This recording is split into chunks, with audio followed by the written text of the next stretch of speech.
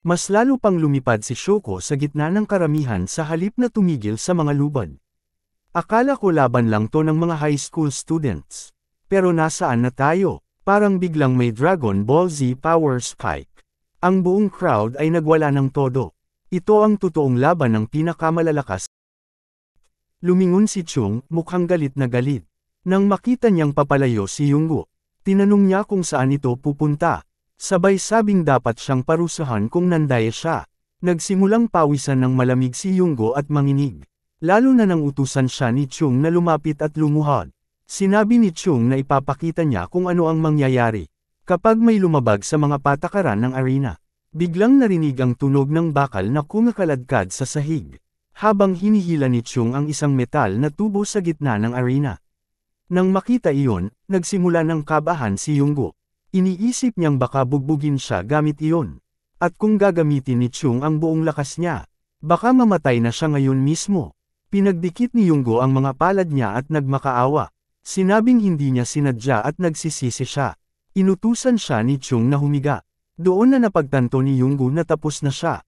Sa takot, hinawakan niya ang binti ni Chung at nagmakaawa. Sinabing simula pagkabata ay inaapi na siya. At para mabuhay, wala siyang nagawa kundi isuot ang shin guards. Isa rin siyang biktima. Naiiyak siyang sinabi na hindi na niya uulitin. At nagmamakaawa siyang patawarin siya kahit ngayon lang. Lumuhod si Chung palapit, sabay utos kay Yunggo na humiga at maghanda.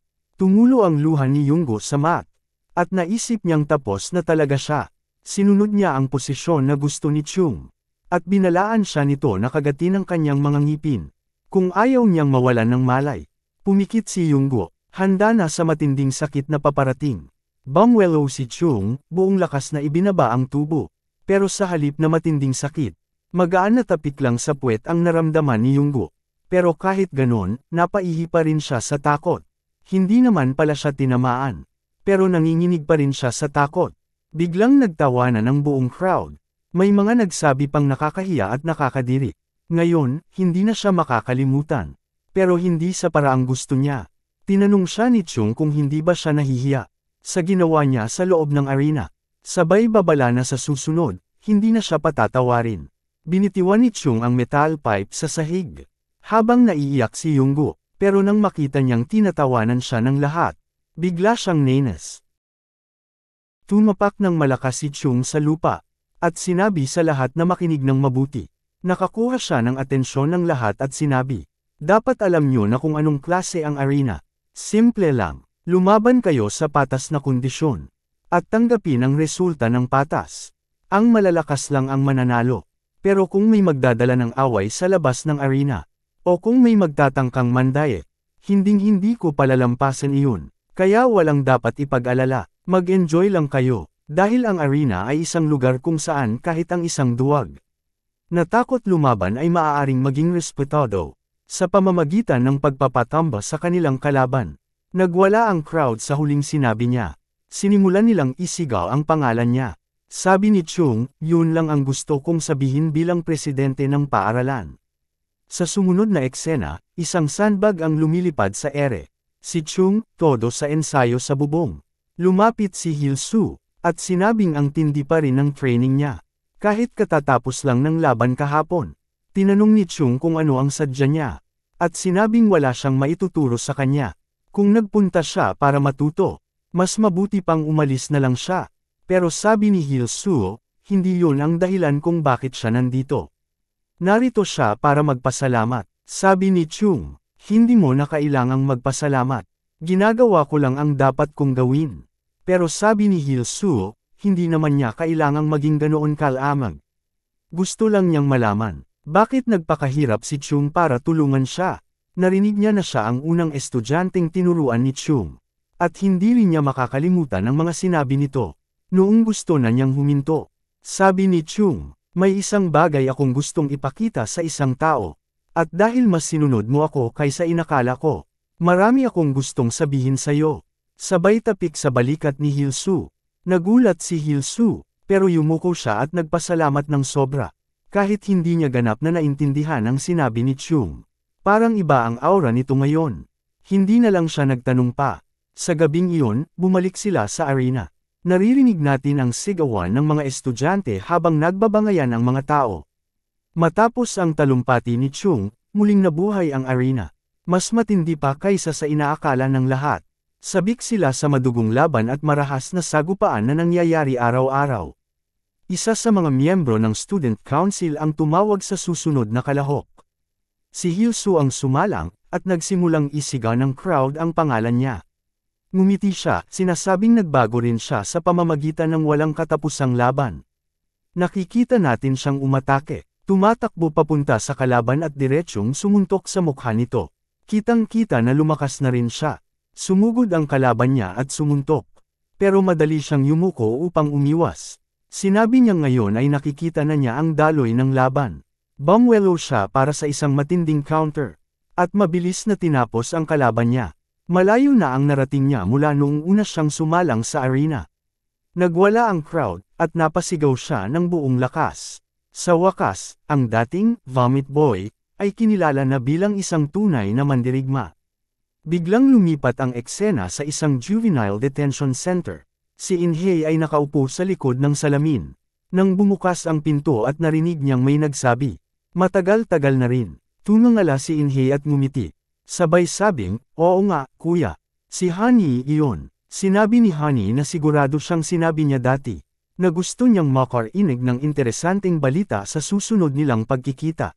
"Kamusta?" tanong niya. Napangisi si In-hye at sinabing, "Isang unang gago ang Sumire sa lahat." Baligtad ang nangyari sa inaasahan natin. Si Shoko, tinapos lang ni Chung. Natawa si Honey. Sabay sabing mukhang sobrang lumakas si Chung. Pero kahit wala ang tunay na leader, hindi ibig sabihin na pwedeng umasta ang gago na parang siya na ang namumuno. Dati nang alam natin na si Honey, ang dating leader ng paaralang ito. Sinabi ni In-hye sa kanyang kapatid na huwag mag-alala, dahil gagawin niya ang lahat ng kaya niya. At kung hindi gumana ang plano sa loob ng paaralan, may iba pa silang paraan. Tugon ni Honey. Ang mga taong marunong maglagay ng tali sa sarili nila. Sila lang ang may kakayahang maglagay ng tali sa iba. Binalaan niya ang kapatid na huwag magpaikot-ikot. At dapat niyang matutunan ang kanyang lugar. Sabi pa niya, tinulungan sila ng kanilang ama. At posibleng makalabas siya sa loob ng ilang buwan. Napabuntong hininga si In-hye. Salamat naman. Pero seryoso siyang tiningnan ni Honey. Sabay sabing, ibig sabihin nito, huwag mong sirain ang pangalan ng pamilya. Maging maingat ka, kapag nakalabas na ako ang bahala sa lahat. Tumango si In-hye, sinasabing naiintindihan niya. Pero makikita sa mukha niya ang galit. Biglang lumipat ang eksena kay Rock. Sabi ko na nga ba, sa wakas, ako rin. Sigaw niya. Sa kanyang phone, isang babae ang nag-text sa kanya. Sinabing gusto nitong makipag-date, iyon ang sinasabi niya sa mga tropa niya. Pero ang totoo, 3 on-free date ito, kaya kailangan niya ng kasama. Sabi ni Gilroy, "Di ko pa nagagawa to, tol." Si Doyle naman, "Ako rin, tsaka may gym ako tuwing weekends." Pero kumpiyansa si Rock, sinasabi niyang may magandang pakiramdam siya sa pagkakataong ito. Dagdag pa niya, si GA ang mismong nagyaya sa kanya. Sabi ni Doyle, "Bro, ilang beses ka nang umasa." Pero sagot ni Rock, "Hindi, sigurado ako. Siya mismo ang nagyaya sa akin ngayong weekend." Tumawa si Hilsu, "Desperado ka na, sige na, tutulungan ka na namin. Malay natin, baka totoo nga tong pagkakataong to." Binalaan siya ni Duyi. "Alam mo bang master tong si Rock sa paggawa ng maling desisyon?" Nina si Rock at sumigaw. "Sige na, ililibre ko kayo ng hapunan." Sagot ni Duyi, "Dapat may dessert din." Napangiwi si Rock, pero pumayag. Tumalon ang eksena sa isang kafe. Nakakasual lang silang lahat, pero nanginginig ang kamay ni Rock, na parang may Parkinson's. Nagtataka siya kung bakit siya kinakabahan. Napansin ito ni Hilsu, at nagulat siyang ngayon lang niya nakita ang kaibigan niyang ganito. In fairness, sino ba tong babaeng to para manginig ka ng ganyan? Tanong niya. Biglang bumukas ang pinto. Napatingin si Rock. Isang babaeng may brown na buhok ang pumasok sa kafe. Sabi ni Hilsu, "Di nga, bro, wag mong sabihin siya yun." Kumaway si Rock sa babae. At doon lang napagtanto ni Hilsu, na sobrang taas ng standards ng kaibigan niya. Pero maya-maya, isang babaeng may pulang buhok ang lumapit at kumaway kay Rock. Naguluhan si Hilsu, humingi ng paumanhin ang babae. Sorry, late kami. Ngumiti si Rock. Walang problema, kara-rating lang din namin. Sabay pinakilala sina Doyle at Hilsu. Na-realize ni Hilsu na siya pala ang gusto ni Rock, at bigla siyang nakaramdam ng matinding pagkailang. Naisip niyang baka hindi na lang siya sumama. Umupo sa harapan niya ang babaeng unang pumasok at nagpakilala. Jiang Mi. Nautol si Hilsu pero nakangiting sinabing, nice to meet you. Dagdag pa niya, sa totoo lang, buti na lang sumama ako. Maya-maya, nagtanong si GA kay Doyle tungkol kay Rock sa school. Sabi niya, sa academy lang niya ito nakikita. Sagot ni Rock, ganun din ako sa academy. Pero biglang sumingit si Doyle. Hindi yan nakikinig sa klase. Puro lang panunood ng idol fancams. Nagtaka si GA. Ano yun? Nagpanik si Rock at sinubukang bumawi. Pero tinuloy lang ni Doyle. Kung hindi yun, tulog lang siya. Sabi ni GA. Ang weird, kasi sa academy, ang sipag niyang mag-aral. Habang lahat ng tao, chill lang. Tahimik lang si Hilsu habang awkward na sumisip-sip ng inumin niya. Hindi alam kung anong pag-uusapan nila. Tumingin sa kanya si Mi at tinanong siya. Ayaw mo ba ng usapan? Nagulat siya at agad sumagot. Hindi naman. Di ko lang akalain na ikaw pa ang unang kakausap sa kin. Ngumiti si Mi. Ayoko rin kasi ng maingay. Sobrang hype nila. Tumango si Hilsu. Oo nga Alam mo, sabi ni Mi. Kapag kasama ko sila, parang lagi akong naiiwan sa ere. Napangiti si Hilsu. Ganon din ako. Parang dinadala lang ako ng atmosphere. So listening type ka rin? Tanong ni Mi. Oo, sagot ni Hilsu. Mostly kasi, awkward ako. Biglang nagtanong si Mi. Ano MBTI mo? Feeling ko pareho tayo. Bubuksan na sana ni Hilsu ang bibig niya para sumagot. Pero biglang sumingit si Doyle. Tara na, lipat tayo. May malapit na karaoke. Napayuko si Hilsu. Sayang, kasi nagsisimula na siyang maging comfortable.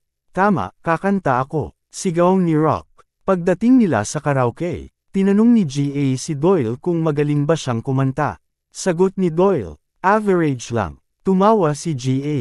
Alam mo, yan lagi ang sinasabi ng mga magagaling kumanta. Napangisi si Doyle. Di check mo na lang mamaya. Kitang-kita na nena si Rock. Bigla niyang nilagay ang kamay niya sa balikat ni Doyle. Sabay sabing, mauna na kayo sa loob, CR lang ako sandali. Nagtaas ng kilay si Doyle. Di ba kaka-CR mo lang? Biglang nagsimulang tumahol si Rock.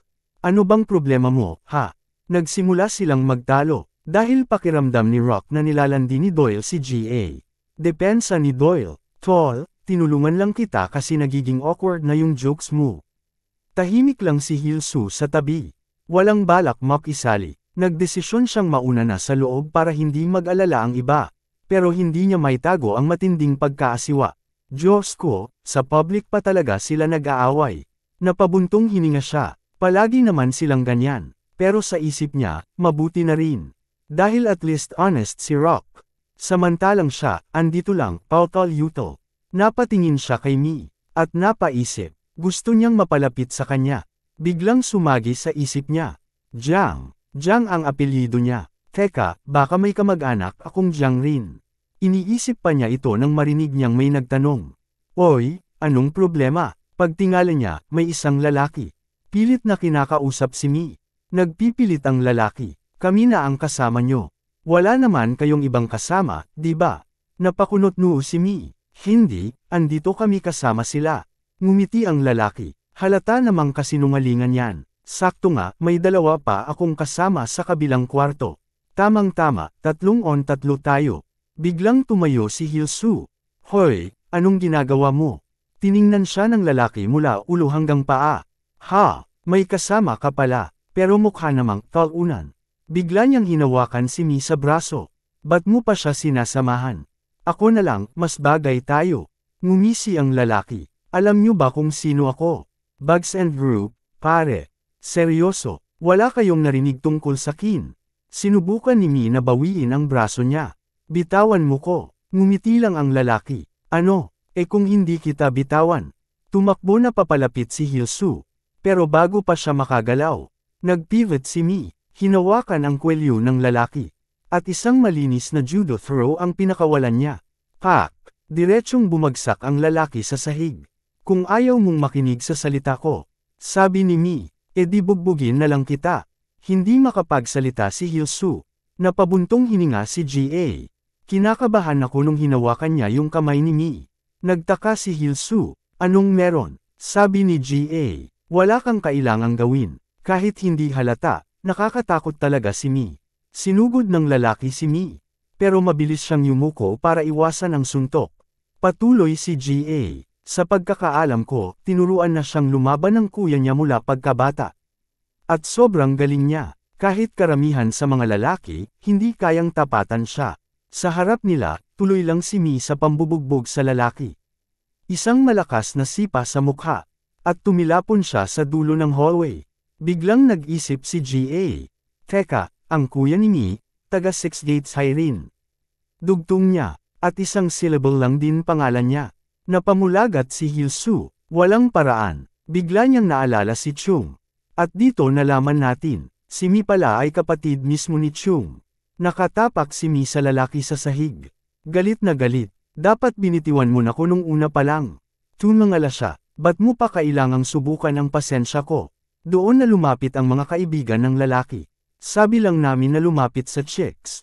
Pero siya pa yung nabugbog. Unti-unti silang lumapit kay Mi. Akala mo ba, tapos na? Isa sa kanila, umatras ng kamao. Sabay tanong, alam mo ba kung sino kami? Pero bago pa man niya may tuloy ang suntok. Isang mabilis na suntok ang lumipad sa mukha niya. At lumipad siya papalayo. Si Hilsu ang sumugod. Nagulat si Mi. Galit na tanong ni Hilsu. Anong klaseng mga gago kayo? 3 laban sa isang babae. Nagulat si Ga. Hoy, marunong lumaban si Hilsu. Tahimik lang siya sa tabi. Pero iba pala talaga ang mga estudyante sa school niya. Lumapit agad si Hilsu kay Mi. Okay ka lang? Oo, dahil sayo, sagot ni Mi. Ikaw, ayos ka lang. Napangiti si Hilsu. Wala to. Mas malala pa yung mga laban ko sa school. Napangiti si Mi. Buti na lang andito ka. Kung hindi, baka nadale na kami. Biglang bumangon yung lalaki mula sa sahig. Pero bago pa siya makagalaw, biglang lumitaw si Rock sa kanto. Hoy, ba't nandito pa kayo? Wala bang available na room? Biglang sininghalan siya ni Ga. Rock, alam mo bang may nangyari? Napakamot si Rock. Ha? Anong nangyari? Itinuro ni Ga ang likod niya. May mga gago kasing lumapit bigla. Paglingon nila, wala ng tao. Sa isang madilim na eskinita, naglalakad palayo ang mga lalaki. Isa sa kanila, galit na galit. Walang hiya, kaya pala biglang sumugod yung talunan. Tumawa ang isa, pero isipin mo, 6 Gates High yun. Siguradong magiging interesado si Hai Young Man. Sabi pa niya, at panigurado, babawi siya sa ginawa nila. Samantala, naiwang magkasama si Mi at Hilsu. Tumingin si Mi sa kanya. Kailan ka nagsimulang mag-training? Ang galing mong lumaban. Natawa si Hilsu. Training, parang sobra namang tawag yun. Dugtong niya. Mas dapat ikaw ang purihin. Sobrang galing mo. Ngumiti si Mi, dahil yun sa kuya ko. Special training. Sabay tawa. Napangisi si Hilsu. Teka, mukha ba kayong magkamukha? Napakunot noo si Mi. Ha, si Chung. Hindi ko in-expect na tinuruan kanya lumaban. Napangiti si Hilsu. Utang ko sa kanya to. Nagulat si Mi. Aba, ikaw pala yung sinasabi ni kuya. Ha, nagulat si Hilsu. Oo, sagot ni Mi. Sinabi niya sakin dati, may bagong transfer student na matindi. Napanganga si Hilsu. Teka, si Chung, pinag-usapan ako. Napaisip siya. So, yung taong binanggit ni Chung sa rooftop. Si Mi pala, bigla siyang nakaramdam ng hiya. Alam na ni Mi kung gaano siya dating talunan. Pero bago pa siya makapag-react, biglang isinample ni Mi ang phone niya sa mukha niya. Aba, hindi ko in-expect. Ikaw pala yung kinukwento niya. Napangiti si Mi. Well, nice na nagkita tayo ngayon. Dapat magkausap tayo lagi. Tulala si Hilsu, pero dahan-dahan siyang napangiti. Kinuha niya ang phone, at nilagay ang number niya. Napabuntong hininga siya. Buti na lang, sumama ako ngayon. Tumalon ang eksena sa isang construction yard. May mga lalaking nakatayo sa paligid. Habang may isang lalaking binubugbog gamit ang metal na tubo. May supot sa ulo ng lalaki. At nagmamakaawa siya na patawarin siya. Hindi na ako makahinga. Lumapit ang isang lalaking may blondeng buhok. Sabi ko sa'yo, kung gusto mong mabuhay, bayaran mo ang utang mo. Nanginginig ang lalaking may supot sa ulo. Wala akong kahit isang cash-in. Pero gagawin ko ang lahat para mabayaran kayo. Hinablot ng blondeng lalaki ang supot mula sa kanyang ulo. Totoo, gagawin mo kahit ano. Napatingin siya sa kanya. Dapat lang. Kaya sumali ka na lang bilang player. Tulad ng sinabi ko dati. Nagsimulang umubo ang lalaki. At walang tigil na nagmamakaawa. Sige na, itigil nyo na to. Ngumiti si Blondie. Tama, kapag umutang ka, bayaran mo. Kahit ikamete mo pa yan. Lumingon siya sa mga lalaking galing sa karaoke bar. Ano yung kaninang sinasabi nyo? Napatingin sa kanya ang isa. May isang babae na naglakas loob na hawakan ang mga tao natin. Kailangan niyang maturuan ng leksyon. Napakunot noo si Blondie. Sabay kurot sa labi niya. At biglang sinampal ang lalaki ng malakas. Pak!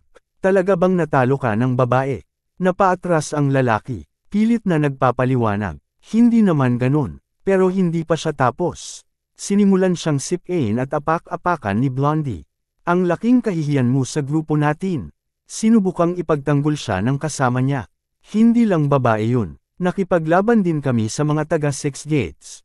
Napataas ang kilay ni Blondie. Six Gates. Tumango ang isa. Sila ang umatake sa amin. Kung hindi dahil sa mga estudyanteng yun. Walang naging problema. Biglang ngumiti si Blondie. Mukhang masaya yan. Balik sa eskwelahan. Nagtaka si Rock. Ang weird. Hindi pa rin nagtitext si Ga mula nung weekend. Tumingin sa kanya si Doyle. Sabi na nga ba, nagkamali ka na naman. Galit na sinagot siya ni Rock. Kasalanan mo to. Umirap si Doyle. Hindi ka pa rin tapos dyan. Tumayo si Rock. Sige, sa arena tayo magkita mamaya. Samantala, nasa isang tabi lang si Hilsu. Nakikipag-text kay Mi. Hi, ang pangit talaga ng pagkain dito. Sabi ni Mi. Kasunod nito, nagpadala siya ng malungkot na rabbit emoji. Napahinto si Hilsu. Ang cute naman neto. Ngunit bago pa siya tuluyang malunod sa iniisip niya, may narinig siyang pamilyar na boses. Patawad, gagawin ko kahit ano. Lumingon siya, si Yunggo, nakaluhod, at nasa harap niya si Inhay. Walang pakialam, malamig ang tingin. Ang presensya mo rito, istorbo lang. Sabi ni Inhay, kung aalis ka sa eskwelahan, makakatulong ka pa sa amin. Nagmamakaawa si Yunggo, bigyan niyo ko ng isang pagkakataon. Ngunit dinuraan lang siya ni Inhay. Kung ako ang napahiya ng ganyan. Matagal na akong nag-drop out. Hinayla ni Doyle si Hilsu palayo. Wala kang mapapala dyan. Napabuntong hininga si Hilsu. Tama ka. Habang naglalakad, naisip niya. Bakit ba may mga taong gusto pang sumama kay Inhay? Walang point makipagkaibigan sa mga bully. Pero biglang nagsalita si Doyle. Sa school, oo. Pero iba na pag nasa labas. Nagpatuloy siya. Sa area natin, may isang sikat na kumpanya. Ganggang. Kumpanya ang tawag sa kanila. Pero sa totoo lang, isang napakalaking sindikato. Nanlaki ang mata ni Hilsu. Ilegal. Tumango si Duyi. Oo. At hindi lang basta-basta. May koneksyon sila sa pulis at mga politiko. Dugtong niya. At ang pangalawang anak ng pamilyang yun. Walang iba kundi si Inhay mismo. Napailing si Rock. Hindi golden spoon. Kundi delinquent spoon pala ang isinubos sa kanya. Tinignan ni Hilsu si Yunggo mula sa malayo. Kaya ba maraming gustong sumunod sa kanya? Tumango si Doyle. Oo, para sa mga basag ulo. Mas mabuti nang sumunod sa kanya. Kaysa maging kalaban niya. Napatigil si Hilsu. Mas nakakatakot pala ang lugar na to. Kesa sa inakala ko. Gabi na. Pauwi na si Mi, pagod na pagod. Napabuntong hininga siya. Ang tagal na tapos ng trabaho ko. Nasa bahay na kaya si Chung. Bigla siyang nakatanggap ng notification. Napangiti siya habang nagtatype kay Hilsu. Pero biglang may babaeng patakbong lumapit sa kanya, umiiyak. Tulungan mo ako. Hinawakan siya ng babae, nanginginig. Nagulat si Mi. Anong nangyayari? May mga lalaking umatake sa akin. Tinanggihan ko sila, kaya hinabol nila ako. Hinayla siya ng babae papasok sa isang eskinita. Huwag kang mag-alala. Sabi ni Mi. Tatawagan ko ang pulis. Pero umiling ang babae. Hindi, kailangan nating magtago. Hintayin nating dumaan sila. Pero nang may pumasok sa eskinita, isang lalaki ang ngumisi. Akalain mo nga naman. Akala ko tumatakbo ka palayo. Yun pala naghahanap ka lang ng panibagong biktima. Tumawa ang isang matabang lalaki. Swerte natin ngayon. Napaatras si Mi. Mga manyak kayo. Sabi ko ng hindi. Napangisi ang lalaking tinawag niyang pork chop. Talaga ba? Ayaw mo. Napakunot noo si Mi. Anong ibig mong sabihin? Pero huli na. Biglang binunot ng babae ang isang taser. At itinusok ito sa tagiliran niya. Nanlaki ang mata ni Mi. Napangisi ang babae. Ayaw ko nga sa mga bobo. Pero gusto ko yung bumubuli ng magagandang babae. Nanginginig si Mi habang pilit bumabangon. Sino ka? Kasabwat mo ba sila? Mula sa dilim, may isang lalaking lumakad papalapit. Mapusyaw ang buhok niya. Ngumiti siya. Aba, sa wakas, nagkita rin tayo. Isang buong grupo ang kasama niya. Narinig ko magaling ka raw lumaban, sabi niya. Sa wakas, ipinakilala siya. Han Jae-woo, executive ng Bags and Group. Lumapit ang lalaking mula sa karaoke bar. Akala mo ba basta ka na lang makakaalis? Nagkamali ka, yari ka ngayon. Napakagatlabi si Mi. Tumingin siya kay Jae-woo. Nadahan daw ang hinihila ang isang kahoy na poste sa sahig. Kamusta ang taser? Tanong niya. Siguradong nakakakuryente, di ba? Ngumisi siya, pero mas kuryente ang bobbog na ibibigay namin sa'yo ngayon. Itinaas niya ang poste sa ere. Alam ni Mi, wala siyang oras mag-isip. Kailangan kong gumalaw. Ibinagsak ni Jae-woo ang poste. Pero sa gulat ng lahat, naiwasan niyon ni Mi. Nanlaki ang mata ng babaeng may taser. Hala, nakagalaw ka pa. Ngunit ngumiti lang siya. Wala akong pakialam. Sabay pinaandar muli ang taser. Haha, ang saya mo palang paglaruan. Malakas siyang tumawa. Narinig ang kuryente mula sa taser. At ngumiti ang babae. Kung hindi ka sana pumalag. Isang beses lang sana kita tinamaan. Tuluyan nang namanhid ang katawan ni Mi. Naglakad palapit ang babae kay Jae-woo. Anong balak mo? Kung ako ang tatanungin mo. Ang sarap turuan ng leksyon ang babaeng to. Tumawa si Jae-woo. Akalain mo, sabi niya. Akala mo ba ginawa ko lang to para bigyan ka ng bagong laruan? Tumingin siya sa babae. Huwag mong balakin na hawakan si Mi. Sabay tingin sa mga tauhan niya. Italian, dalhin sa hideout. Yes, boss. Pero bago pa sila makagalaw, may papalapit na yabag. Lumingon ang lalaking galing sa karaoke. May paparating. Si Hyul-soo, buwelo sa pagtakbo. Teka, sinapak siya sa mukha. Lumipad siya sa ere, sabog dugo sa sahig. Napatingin si Jae-woo. Ano yun? Galit na galit si Hyul-soo. Kung mas mabilis lang sana siya. Kung mas mabilis lang ako. Sa tabi niya, nakita niya ang cellphone ni Mi nakakalat sa lupa. Nag-init lalo ang dugo niya. Kung mas mabilis lang sana ako, hindi to mangyayari. 30 minutos kanina, nakatayo si Hyul-soo, nagunat. Ang hirap ng laban ngayon ah. Napasipol siya, tinignan ang cellphone niya. Ano kaya ginagawa ni Mi? Nag-text siya. Anong ginagawa mo? Pauwi na ako galing training.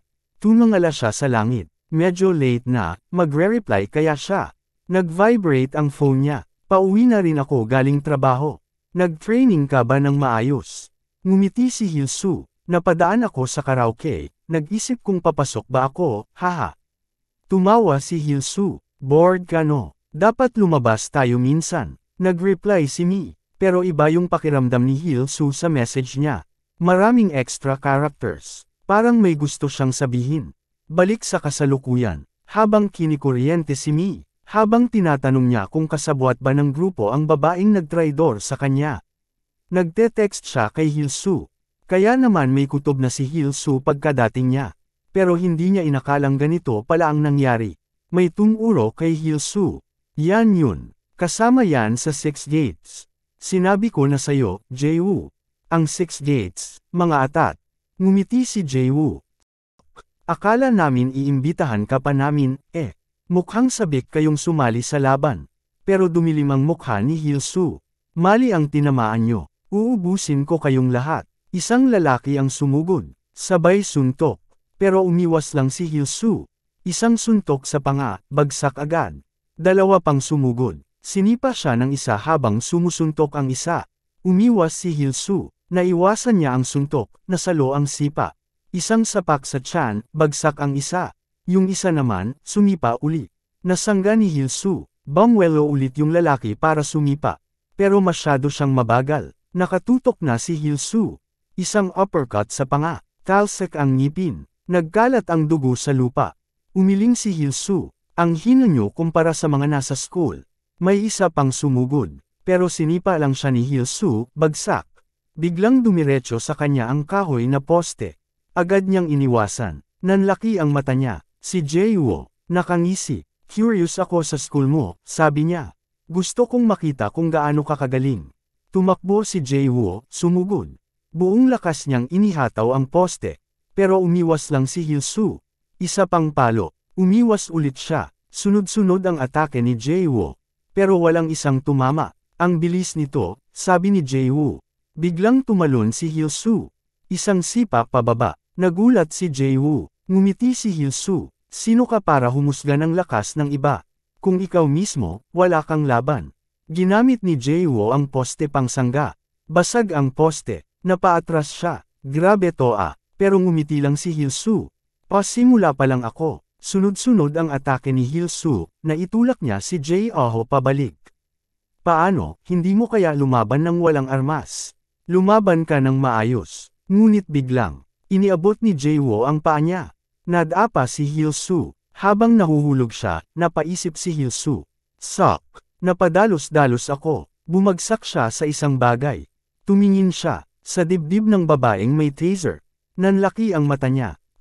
Umalis agad siya. Hindi sinasadya yun. Sabi niya, napatawa ang babae. Ang cute mo kapag nahihiya ka. Ngunit napansin ni Hilsu ang taser sa kamay nito. Yan ba ang ginamit nila kay Mi? Muling ngumiti ang babae. Pero kung ganyan ka kakuwela, lalo lang akong na-e-excite. Tinaas niya ang taser. Itinaas ni Hilsu ang kamay niya. Paano ko i-deflect to? Pumikit si Hilsu. Biglang lumipad ang taser sa langit. Dahil si Mi, gising na. Sinipa niya ito palayo. Pagdilat ni Hilsu, nakita niya si Mi na nakatayo. Nagulat din ang babae. Hindi maaari. Siguradong sigurado siyang nawalan ng malay si Mi. Anong nangyayari? Hawak ni Mi ang sirang kahoy. Ngumiti siya. Simple lang. Pagkaputol ng kahoy, nahulog ito sa likuran ko. Kaya nung tinangka mo akong taserin, tinaas niya ang kahoy. Ginamit ko to bilang harang sa loob ng damit ko. Nanigas ang babae. Ang daye mo pala, Mi. Ngayon, magkasando sila ni Hilsu. Maghaharap sila ng isa-isa laban sa mga kalaban. Okay ka lang ba? Tanong ni Hilsu. Ngumiti si Mi. Salamat sayo, nakabawi ako. Huminga silang dalawa ng malalim. Humanda sa laban. Hilsu, panahon na para turuan tong mga walang modo. Si Jae, napailing. Hindi ko naman balak gawing big deal to. Pero naging ganito pa rin kahit wala ng taser. Ngumisi siya. Seryoso ba kayong iba na yung kalalabasan neto? Bago pa niya matapos ang sentence niya. Isang sapak sa mukha. Si Hilsu, biglang sumugod. Tama na salita. Magsimula ka ng maghanda. Diretso suntok si Hilsu. Sunod-sunod. Ano, ha? Ituturo ko sa'yo kung anong nangyayari sa mga lumalagpas sa linya. Samantala, ang babaeng may taser, natawa. Grabe yung tibay mo, Mi. Pero dapat nanatili ka na lang sa lupa. Ngayon, wala kang kawala. Ngumiti lang si Mi. Masarap ngang humiga. Pero hindi ko kaya tiisin ang mga kagaya mo. Muli, sumugod ang taser girl. Kaya nga mas masaya kayong pabagsakin. Samantala, si Jae-woo, lumipad papunta sa basurahan. Tumingin si Hilsu. Akala ko pa naman malakas ka. Tumayo si Jae-woo, nakangisi. Akala ko rin mas magaling ka. Ito na ba lahat ng kaya mo? Nag-inat siya. Painit pa lang ako. Biglang may isinubo siya. At sumugod ulit. Hilsu, napaatras. Hinarang ang suntok. Pero, tinamaan siya sa tiyan. Alam ko na ang estilo mo, sabi ni Jae. Sunod, isang tuhod sa mukha. Duguan si Hilsu. Lampa ka pala. Hilsu, nagkamalay. Ang lakas niya. Saan galing tong bigla ang lakas? Walang tigil ang suntok ni Jae-woo. Wala ka ng laban, gets mo. Nasaan na yung yabang mo kanina? Si Hilsu, nakatayo pa rin. Nakatingin sa kanya. Ano, ayaw mo pang bumagsak? Nagpahid ng dugo si Hilsu. Sok. Ang swerte mo. Ngumiti siya. Paborito kong klase ka ng kalaban. Sinunggaban niya ang leeg ni Jae-woo. Isang suntok sa sikmura. Gumanti si Jae-woo, suntok sa mukha. Pero hinawakan ni Hilsu ang batok niya. At binangga ang ulo. Pareho silang nataman, pero hindi umatras si Hilsu. Ngumisi si Jae-woo. Hey, gusto mo palang santukan? Hinawakan niya si Hilsu. Sabay bagbogan sa gitna ng kalsada. Walang bumibitaw. Suntok-suntok. Baliw ka, sigaw ni Jae-woo. Biglang, isang uppercut sa panga. Natigilan si Jae-woo. Ngumiti si Hilsu. Kanina mo pa ako kinukulit sa 6 gates, di ba? Tumayo siya. Tingnan mo ng maigi. Bumwelo siya. Ganito sumuntok ang grade 1 sa amin. Isang malupit na suntok. Lumipat si Jae-woo. Damapa sa lupa. Lumalabo na ang paningin niya. Lumapit si Hilsu. Huwag kang mag-isip na kaya mong talunin ang dating talunan ng puro tapang lang. Bagsak si Jae-woo. Napapikit. Nang hina. Sa kabila naman, si Mi, nakatapak sa ulo ng kalaban niya. Ayos. Ang ganda ng finish. Matagal na siyang tapos pero hinintay niyang tapusin ni Hilsu si Jae-woo. Lumapit siya sa babae. Hinawakan ang kwelyo. Bakit mo pa ginawa tong kababuyang to? Nagsimula nang magsalita ang babae, pilit na idinadahilan na wala siyang alam. Wala akong kinalaman sa grupo nila. Sabi niya, pinipilit na inosente siya. Ginawa ko lang to para sa pera. Napakunot-noo si Hilsu. Bigla niyang naalala ang nangyari sa karaoke. Kung saan nabanggit din ng grupong yun. Tumingin siya sa babae. Anong klaseng grupo to? Napakagatlabi ang babae. Hindi makasagot. Si Mi, nagtaas ng kilay. Bakit naman bibigyan ka ng pera para lang gawin to? Huminga ng malalim ang babae.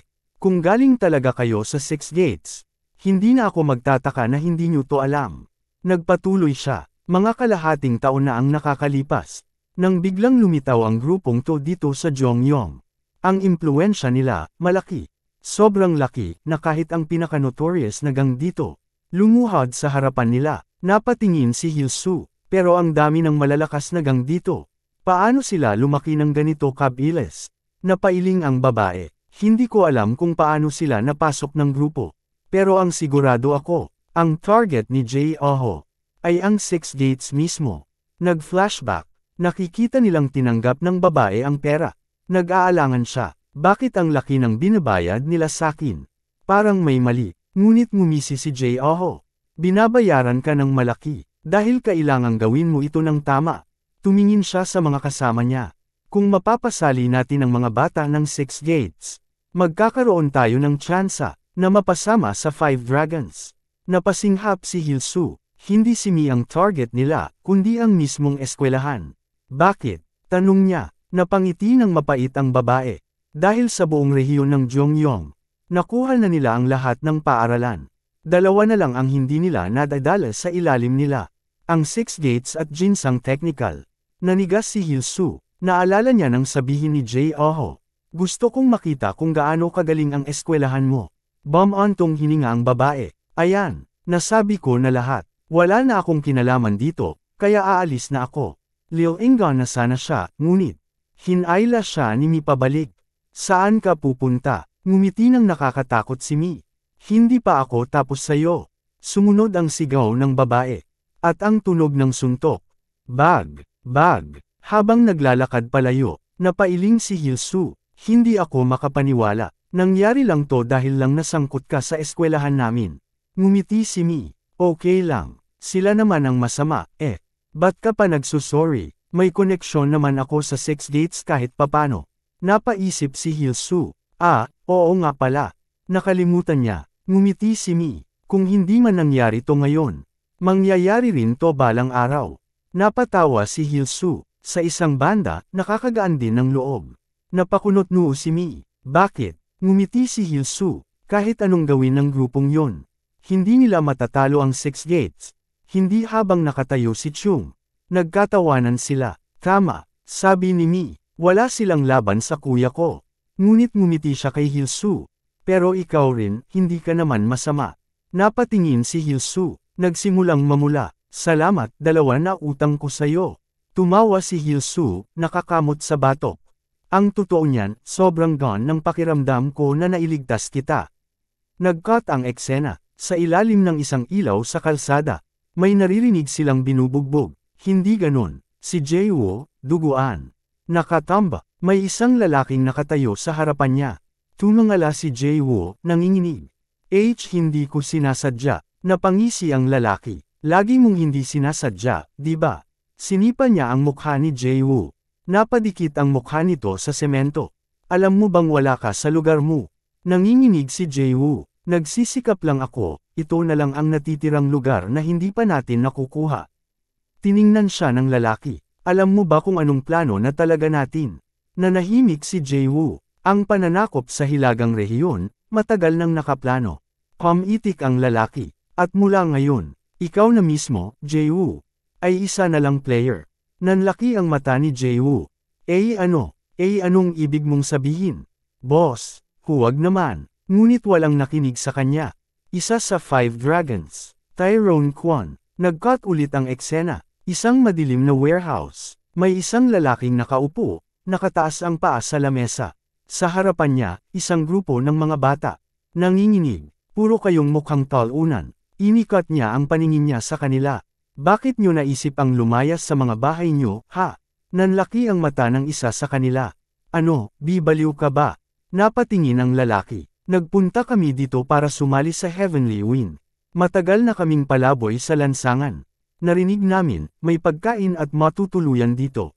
Tahimik ang lalaki. Tumingin siya sa kanila. At biglang, isang sapak sa mukha. Lumipad ang bata papunta sa railing. Napasigaw ang iba. Ngumiti ang lalaki. Anong pagkain at tuluyan ang pinagsasabi niyo? Humalaklak siya. Hindi to charity. Sa madilim na warehouse, tumayo ang lalaking nagpakilala. Ako si Gang Jin Sib, pinuno ng Heavenly Wind, isang bahagi ng Runaway Fam. Pagkarinig ng pangalan niya, nagkagulo ang mga bata. Biglang nagtakbuhan ang karamihan. Pasensya na, hinding-hindi na kami babalik dito. Iniwan nilang nakahandusay ang isa nilang kasama. Napangisi si Jin Sib. Wala man lang silang loyalty o tapang. Bumantong hininga siya at umupo. Wala na ba talagang magagaling na tao ngayon? Lumapit ang isa sa mga tauhan niya. Boss, masyado nang malakas ang impluwensya ng Bags at ng ibang grupo. Sa tingin ko, wala nang natitira pang matinong recruit. Napaisip si Jin Sib. Hindi na tayo pwedeng manatili bilang isang simpleng runaway family. Kailangan nating palawakin ang impluwensya natin. Biglang may narinig silang pamilyar na boses.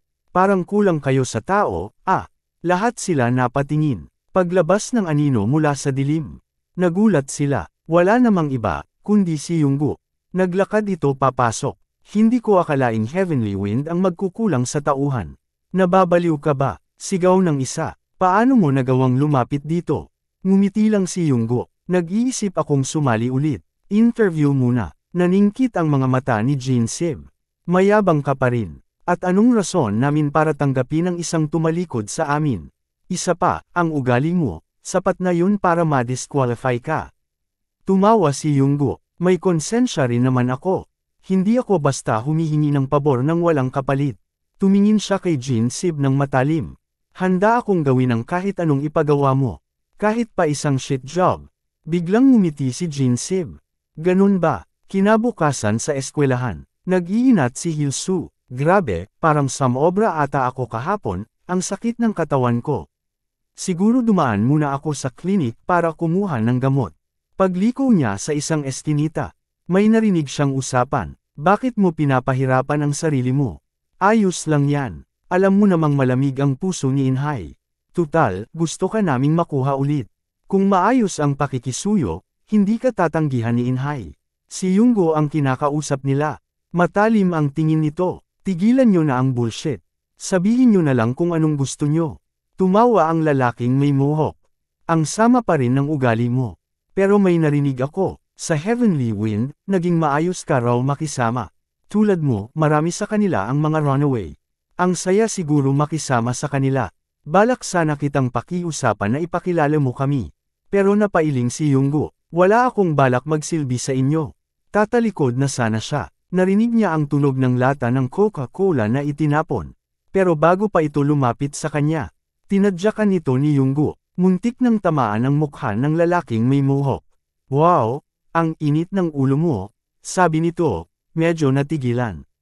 Tumingin si Yunggu sa kanila. Nakikisama lang ako dati dahil sa pamilya ni Inhay. Dahil sa Ganggan Clan. Matigas ang boses niya. Akala niyo ba may karapatan kayong tretuhin ako ng ganito? Nagulat ang mga lalaki. Sandali, anong ibig mong sabihin? Napataas ang kilay ng isa. Huwag mong sabihin. Tumawa si Yunggo. Oo, nag-drop out na ako. Nanlaki ang mata ng dalawa. Alam na ba to ni Inhay?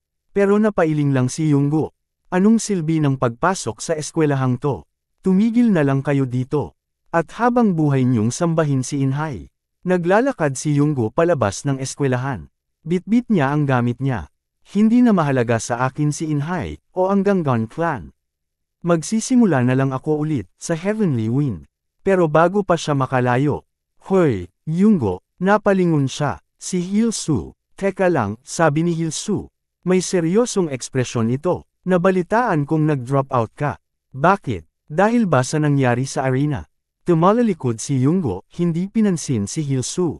Kung ganyan talaga, sabi ni Hilsu, edi bumawi ka na lang, labanan mo ulit ako sa arena ng maayos. Nakanda na akong lumaban kahit kailan. Biglang binitawan ni Yunggo ang mga gamit niya.